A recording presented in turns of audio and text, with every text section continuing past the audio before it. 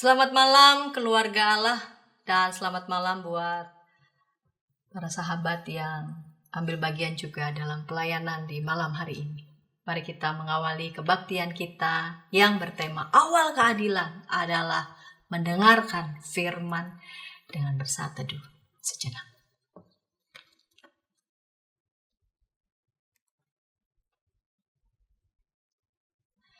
Segala yang baik yang Allah ciptakan memuji Tuhan. Cakrawala, mentari, bulan, bintang, sungai, gunung, juga manusia, seluruh alam semesta memuji Tuhan. Nyanyikanlah nyanyian baru bagi Allah, bersorak-sorai bagi Rajamu.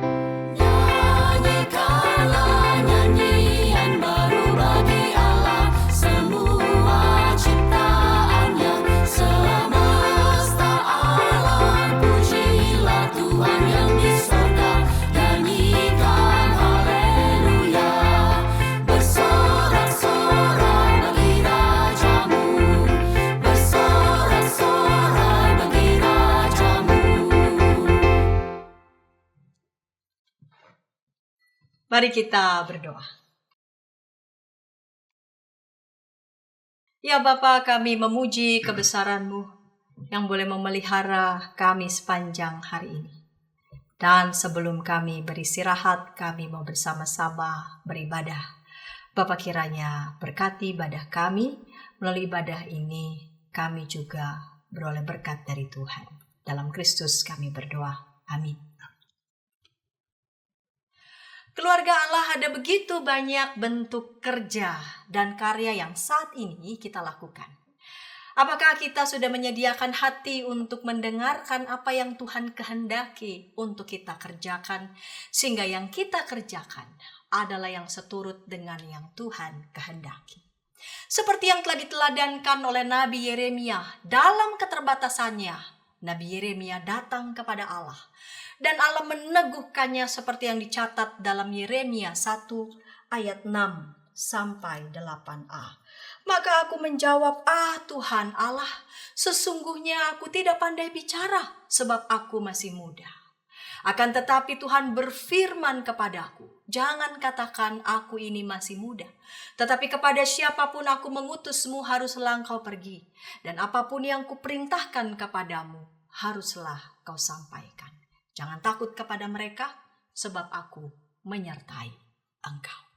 Merespon firman Tuhan dari kitab Yeremia yang tadi telah saya baca dan menyambut pembacaan Injil dan pemberitaan firman Tuhan, mari mengagungkan nama Tuhan melalui Mazmur 71.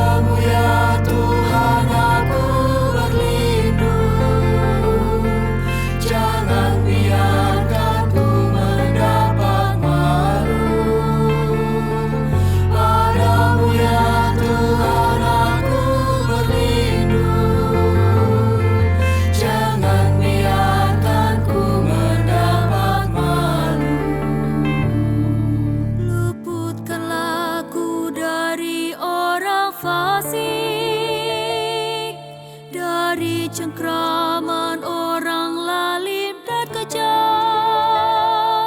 sebab Engkau-Lah ya Tuhan harapanku. Sejak budak Kau kepercayaanku. Padamu ya Tuhan aku berlindung, jangan biarkan ku mendapat Padamu ya Tuhan aku berlindung, jangan biarkan ku mendapat malu.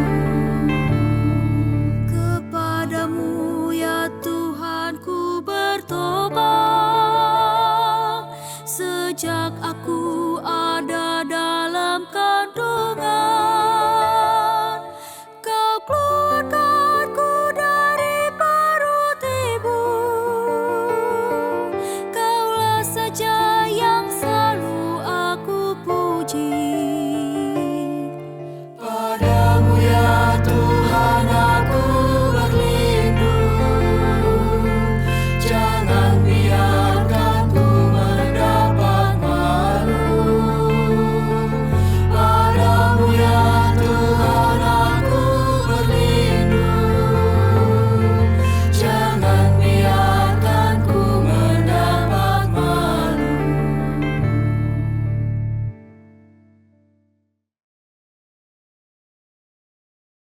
Mari kita berdoa.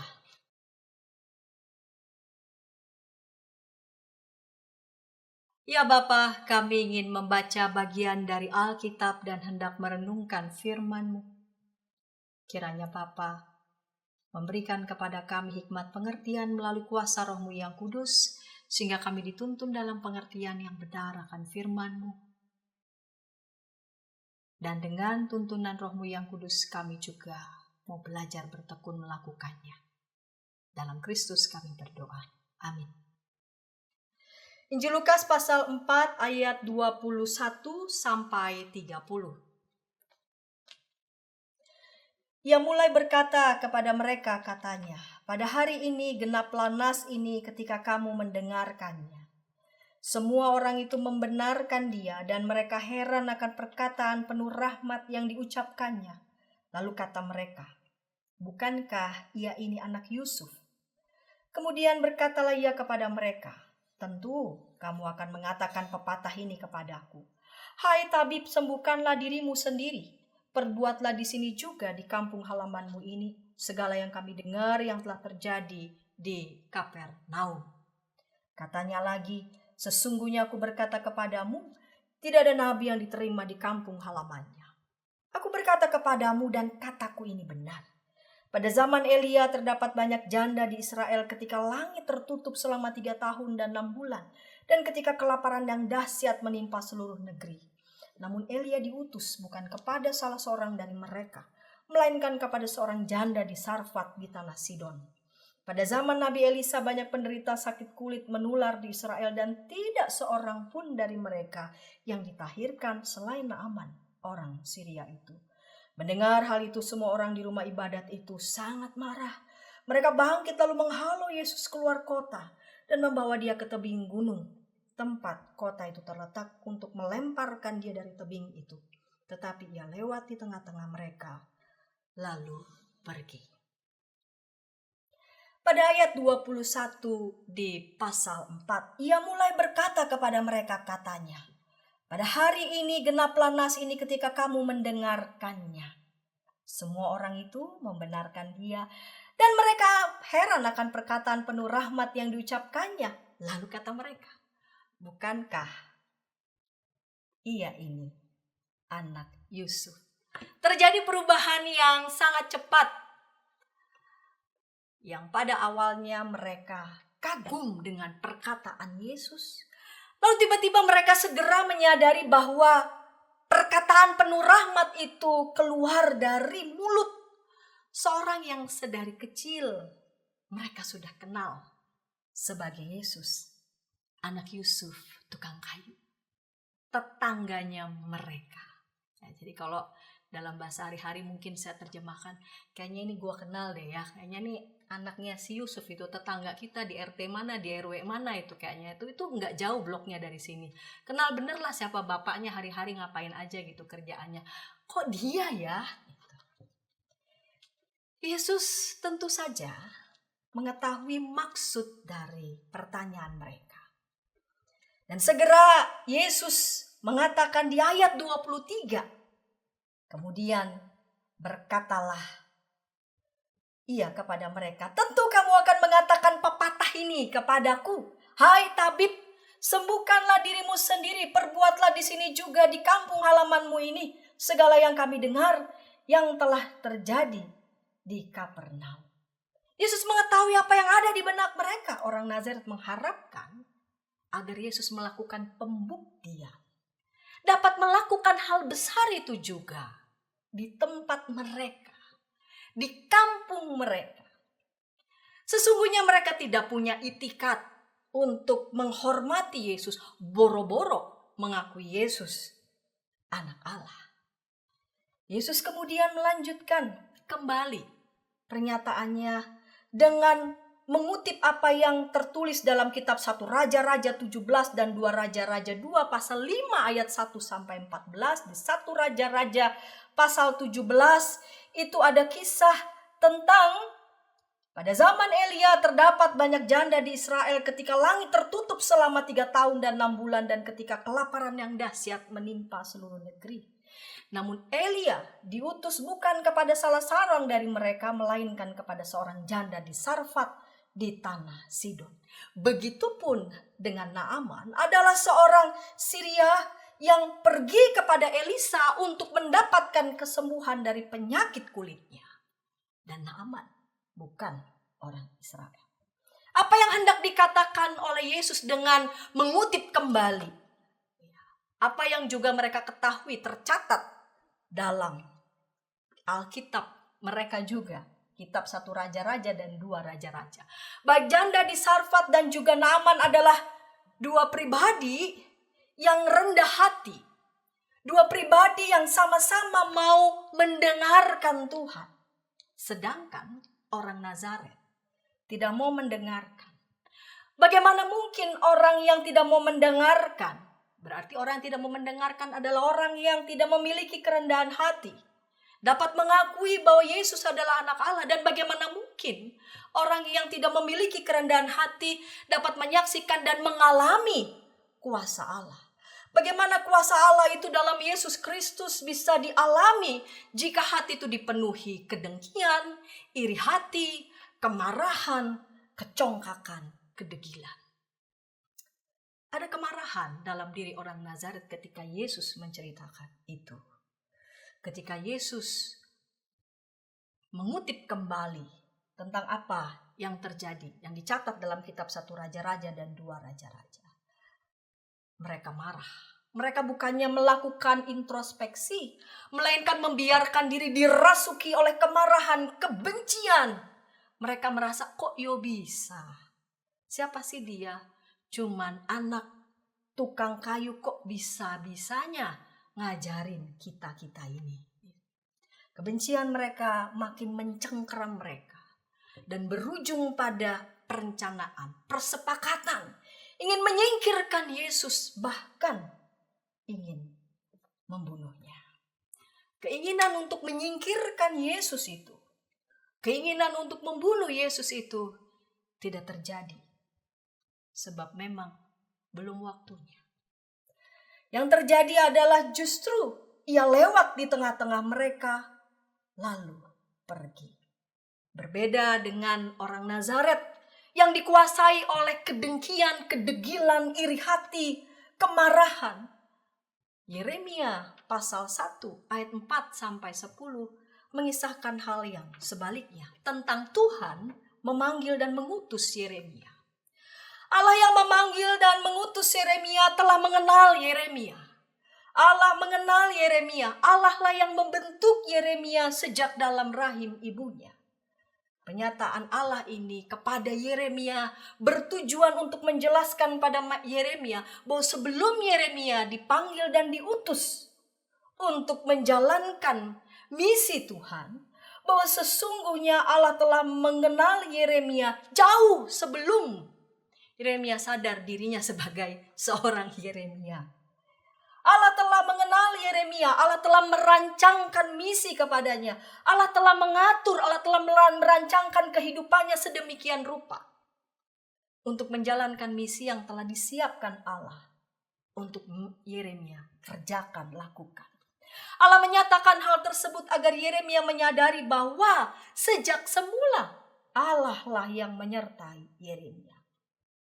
Sekalipun Allah telah mengatakan itu, Yeremia tetap merasa bahwa rasanya dia tidak berdaya. Dia mengukur dirinya, apa ya kapasitas dia sudah cukup untuk menjadi nabi, untuk menjadi perpanjangan lidah Allah kepada umat, untuk menyampaikan perkataan-perkataan Allah kepada umat. Dia merasa dia masih muda, tidak pandai berkata-kata. Menurut saya kesadaran ini berangkat bukan dari rasa dibuat-buat karena emang ogah mengerjakannya, tetapi kesadaran sungguh-sungguh bahwa saya merasa belum punya kapasitas itu. Bagaimana bisa? Apakah dia akan sanggup menjalankan tugas yang Tuhan berikan? Allah mengerti, Allah mendengarkan keraguan Yeremia. Allah bisa memahami keraguan Yeremia. Keraguan Yeremia itu dijawab oleh janji Allah.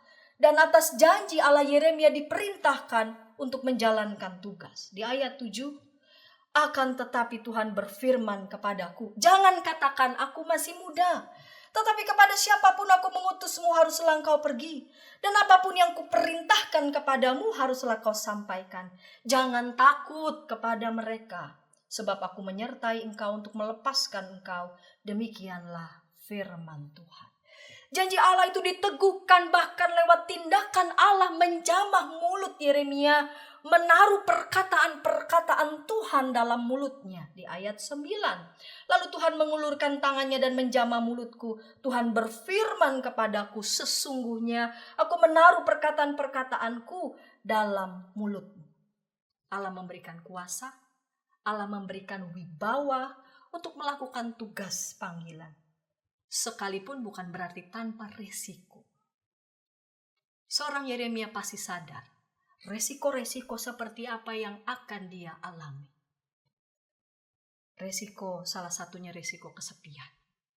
Kesepian karena belum tentu apa yang dikatakannya itu akan didengar. Akan digubris. Bisa jadi apa yang dikatakannya itu tidak ada satupun yang mau dengar. Dan lebih dari itu tidak hanya mengalami kesepian, bisa saja juga mengalami nyawa terancam.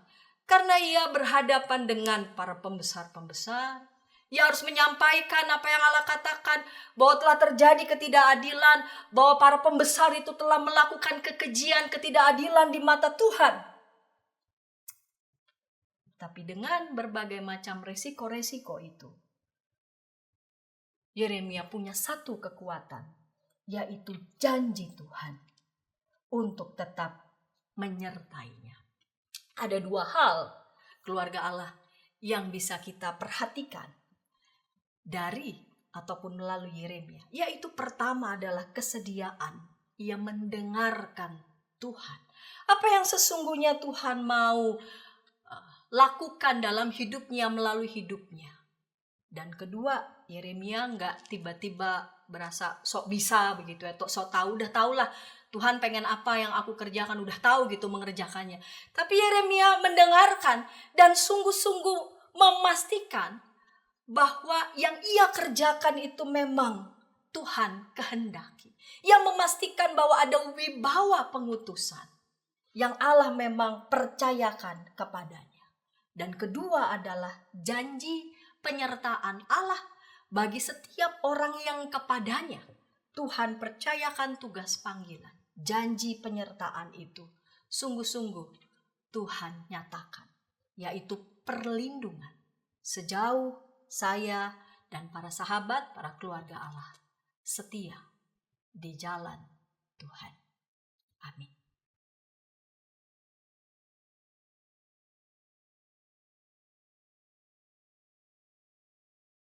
Bila ada di antara anggota keluarga Allah yang ingin didoakan, mari hubungi kami di nomor 0812-8188-9191. Tim doa kami akan mendoakan saudara. Dan mari kita berdoa.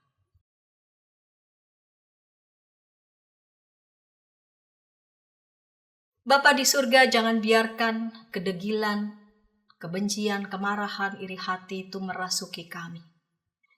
Sehingga karena itu semua kami sulit untuk mengenali, sulit untuk mendengarkan apa yang ingin Tuhan lakukan, kerjakan melalui kami dalam hidup kami.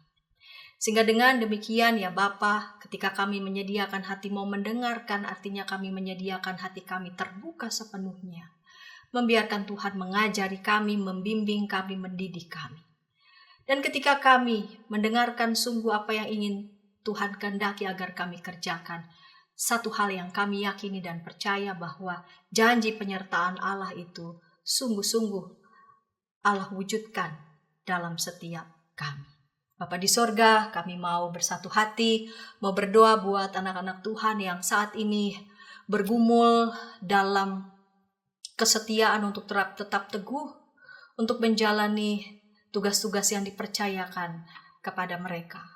Dan pada saat ini mengalami berbagai macam dinamika, mungkin keraguan, ataupun juga ketika dalam menjalankan tugas-tugas itu merasa tidak mendapatkan dukungan yang penuh, ataupun merasa ragu dan sebagainya.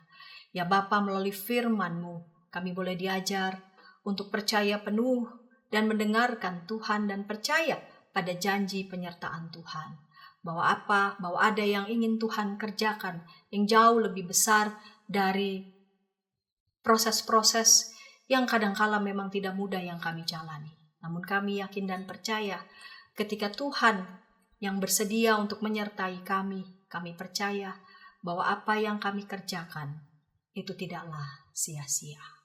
Terima kasih Bapa, dalam Kristus kami berdoa. Amin. Firman Tuhan mengajarkan kita bahwa prioritas utama adalah mendengarkan suara Tuhan. Agar kita dapat menjalankan tugas panggilan kita seturut dengan kehendak Tuhan. Bukan dengan kehendak diri sendiri. Marilah kita tidak tinggal diam, marilah kita menyebarkan Injil Tuhan, berkumandang suara dari seberang.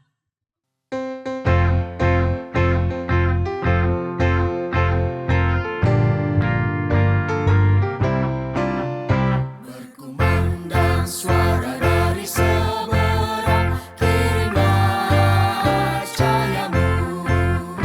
Banyak jiwa dalam dosa mengerang, kirimlah cahayamu. Kirimlah berita Injil menyentak yang terlelap. Kirimlah berita Injil menyentak yang terlelap. Kita telah dengar cerita dari jauh, kirimlah cahayamu. Bantuanmu berikan, janganlah jemu, kirimlah cahayamu. Kirimlah berita Injil menyentak yang terlelap. Kirimlah berita Injil menyentak yang terlelap. Jangan kita tinggal diam mendengar, kirimlah cahayamu. Injil Tuhan haruslah kita sebar, kirimlah cahayamu. Kirimlah berita Injil menyentak yang terlelap. Kirimlah berita Injil menyentak yang terlelap. Marilah kita menerima berkat Tuhan, kita berdiri.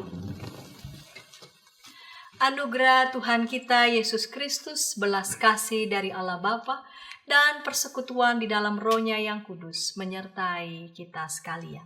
Amin.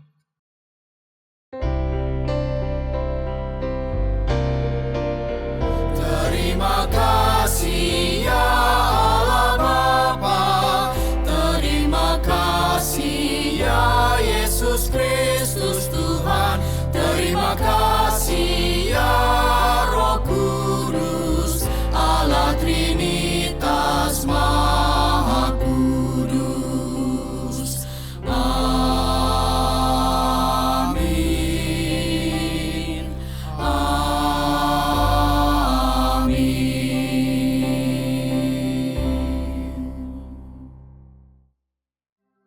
Selamat malam dan terima kasih.